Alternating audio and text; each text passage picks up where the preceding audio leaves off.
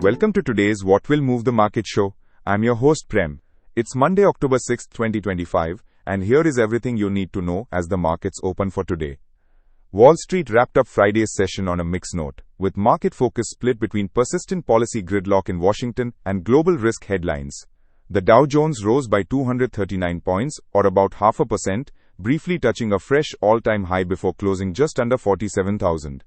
The S&P 500 managed to end marginally higher, setting a new record close as well, while profit-taking kept gains in check.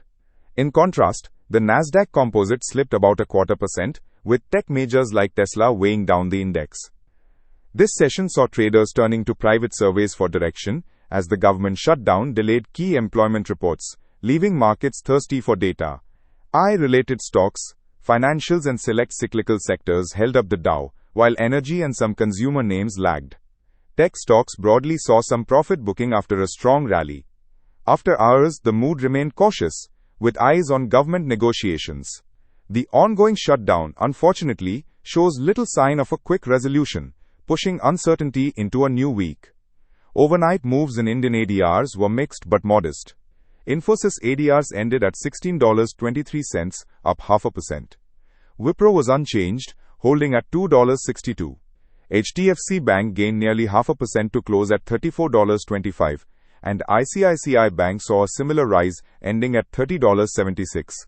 Major Indian banking ADRs posted small gains, indicating a slightly positive undertone for Indian equities as we start the week. Early this morning, Asian markets are trading with a cautious yet mildly positive tone. In Japan, the Nikkei is consolidating after a strong close last week, as traders mull over the latest from the ongoing LDP presidential election and its possible impact on policy. Hong Kong's Hang Seng Index opened just above 27,200, little changed in very early trade, while Shanghai Composite is steady around 3,880.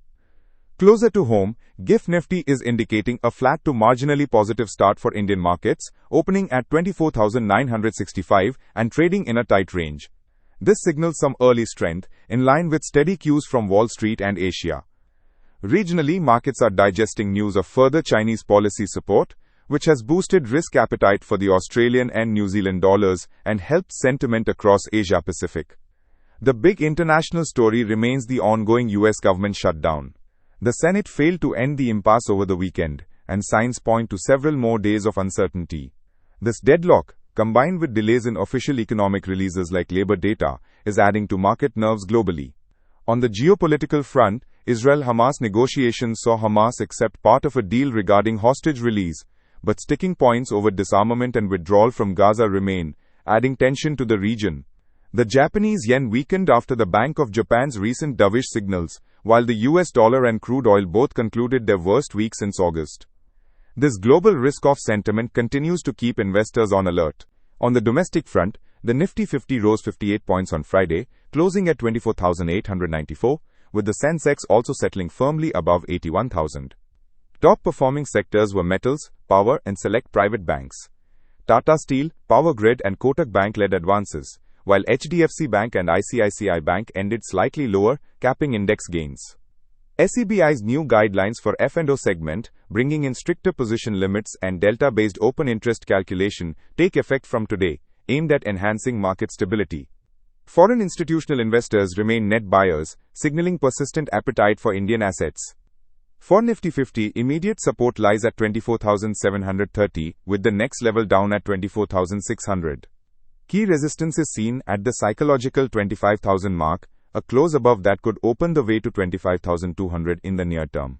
For Bank Nifty, look for support near 55,000 and resistance at 56,150.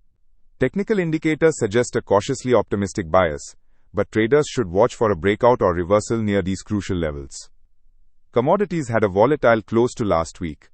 Gold and silver rallied sharply, hitting new peaks before some profit-taking set in. Both metals were up firmly at their session highs. Oil ended another week of declines, with the US crude benchmark settling well below key levels after a string of losses tied to economic jitters and demand concerns. Copper and other base metals also showed resilience, gaining more than 3% at their best levels of the session. As we kick off this week, traders should focus on rotational opportunities in banks and metals, which are showing relative strength. Stay nimble. Volatility remains high due to both global policy noise and domestic regulatory changes. With key resistance nearby, it's a good time to trim profit on stretched positions and look to add selectively on dips, especially in export-oriented sectors. Keep a close eye on any resolution from Washington and Asian sentiment for clues. That's it for today's What Will Move the Market. Stay tuned for the evening wrap, and don't forget to send in your questions or topics for tomorrow's show. Trade smart, keep your stops tight, and have a profitable Monday.